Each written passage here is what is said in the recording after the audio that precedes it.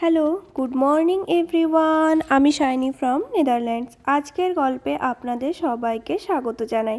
আজকে একটি বৃষ্টিমুখর দিন, আর এত সুন্দর টিপটিপ বৃষ্টি এখানে সব দিনই হতে থাকে। এটা নতুন কিছু না, প্রত্যেক দিনই বৃষ্টি পড়ছে। আর এখানকার ওয়েদার এতটাই বেশি প্রতিকূল যে এখানকার মানুষের পক্ষে বাইরে থাকা একেবারেই অসম্ভব। আজকে আমাদের একটা পার্সেল এসেছিল, আর যেখানে ঘরের কিছু টুকটাক জিনিসপত্রই অর্ডার দিয়েছিলাম। চলুন সেটা আপনাদের সাথে শেয়ার করি, আর তার সাথে শেয়ার করি যে এখানকার ডাচ গভর্নমেন্ট কিভাবে যাদের বাড়ি নেই সেরকম হোমলেস মানুষদেরকে বাড়ি দিয়ে থাকে। বাড়ি কিন্তু একটা মানুষের আশ্রয়স্থল। যদি কোনো মানুষের বাড়ি বা ঘর না থাকে তাহলে তার কিসের জীবন বলুন।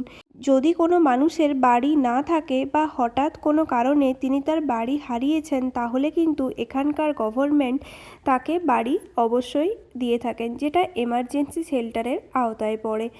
আমাদের ওখানে যেমন আপনি রাস্তায়, ফুটপাতে বা বিভিন্ন জায়গায় হোমলেস মানুষকে দেখতে পাবেন, এখানে কিন্তু রাস্তাঘাটে আপনি একজন মানুষকেও দেখতে পাবেন না যার বাড়ি নেই বা এখানে ওখানে শুয়ে বা বসে আছে। এখানকার গভর্নমেন্ট এই সব দিকে অনেক বেশি সচেতন, যার জন্যে এখানকার ব্যবস্থাও অনেক বেশি উন্নত। যদি ধরুন কেউ স্বাধীনভাবে নিজের বাড়ির ব্যবস্থা বা থাকার ব্যবস্থা করতে না পারে এবং তিনি যদি গভর্নমেন্টের সাথে যোগাযোগ করেন, তাহলে কিন্তু এখানকার গভর্নমেন্ট তাকে বাড়ি প্রোভাইড করেন।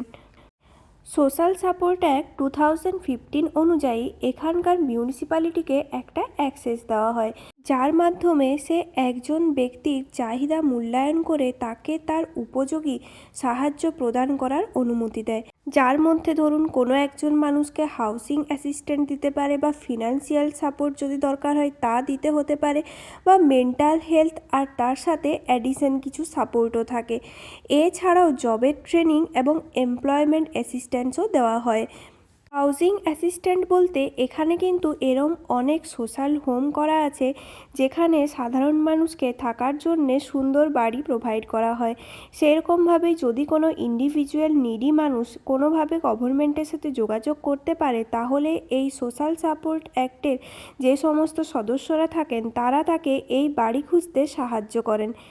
এখানে কিন্তু বাড়ি দেওয়ার সাথে সাথে বাড়ির কিছু একটা মিনিমাম কস্ট ওনারা তাদের কাছ থেকে নিয়ে থাকেন। এছাড়াও এখানকার লিভিং কস্ট প্রচণ্ড হাই, তার জন্যে তাদেরকে এনারা ফিনান্সিয়াল সাপোর্ট করে থাকেন। যেমন ধরুন ওই ভাড়া দেওয়ার জন্যে বা গ্রসারি আইটেম কেনার জন্যে, মানে একটা মানুষের দিনের পর দিন যাপন করার জন্যে তো কিছু মিনিমাম খাবার, ব্রেড বাটার এইসব তো লাগবেই। সেই সমস্ত টাকাও এনারা ওই সোশ্যাল সাপোর্ট অ্যাক্টের মাধ্যমে মানুষকে সাহায্যের জন্য দিয়ে থাকেন। এনারা আবার মেন্টাল হেলথ এবং সাথে কিছু অ্যাডিকশন সাপোর্টও দিয়ে থাকেন। যদি ধরুন কোনো মানুষ কোনো একটা কারণে প্রচুর বিধ্বস্ত হয়ে পড়েছেন বা নিজের পায়ে নিজে দাঁড়াতে পারছেন না, সেই জন্যও মনের দিক থেকে অনেকটাই ভেঙে পড়েছেন, বা কোনোভাবে তিনি কোনো একটা নেশায় আক্রস্ত হয়ে গেছেন, সেই সব ক্ষেত্রেও কিন্তু এনারা তাকে সেই জায়গা থেকে বেরিয়ে আসার জন্যেও প্রচুর সাহায্য করে থাকেন।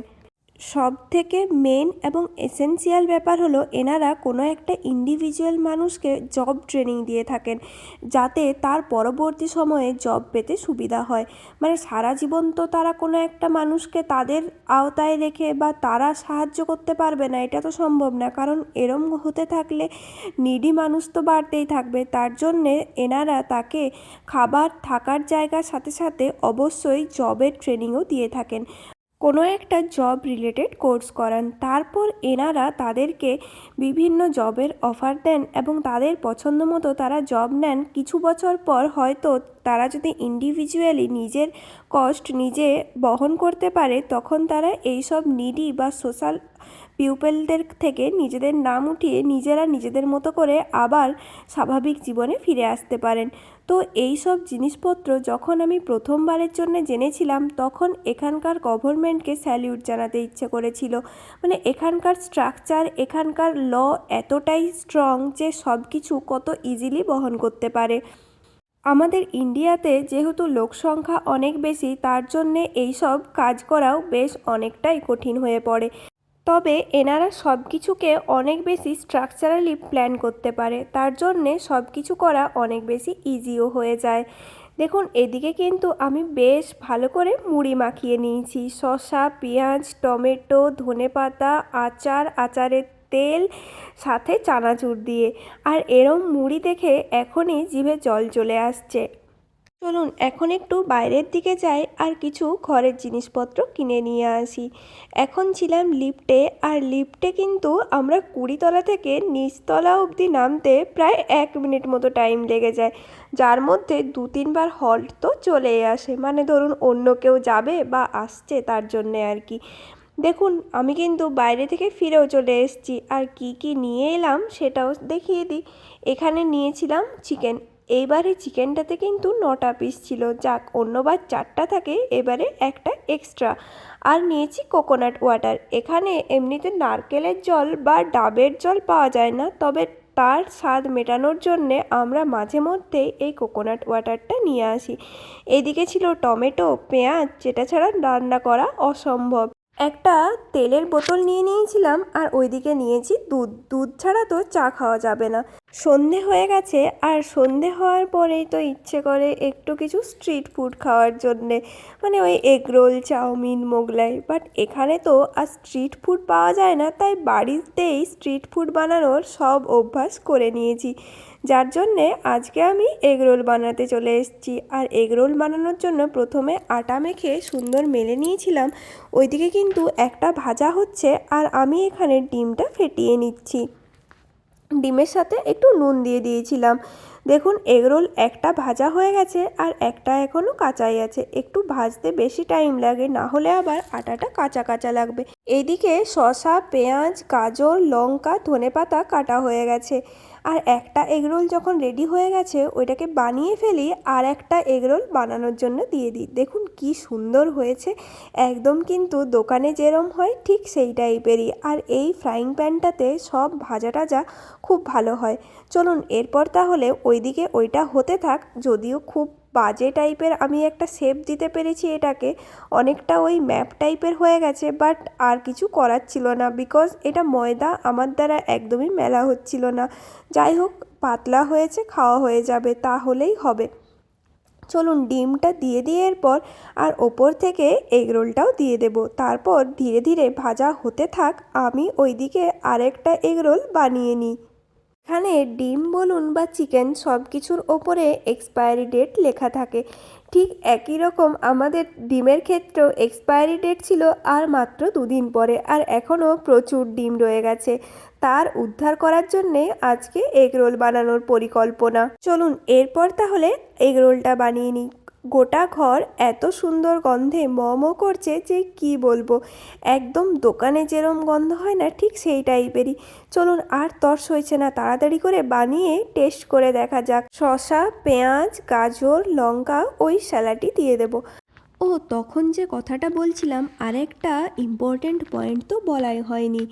এখানে এমন অনেক এনজিও থাকে, মানে নন গভর্নমেন্টাল অর্গানাইজেশন, যেমন সেলভেশন আর্মি, এছাড়া হোমলেস শেল্টার।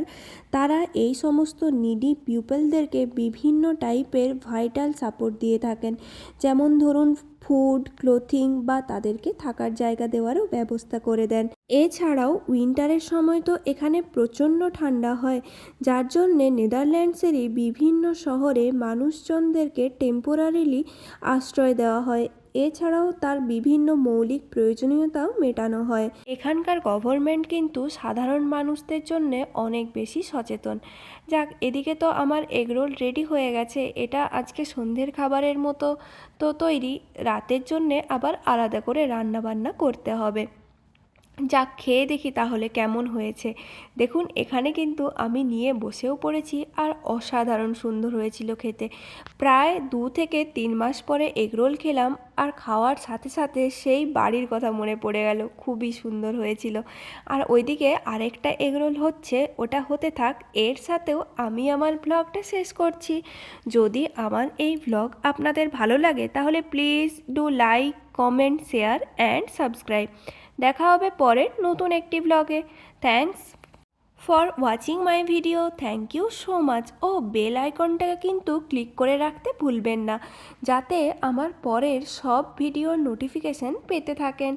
সবাই ভালো থাকবেন, সুস্থ থাকবেন। আজকের মতো টাটা।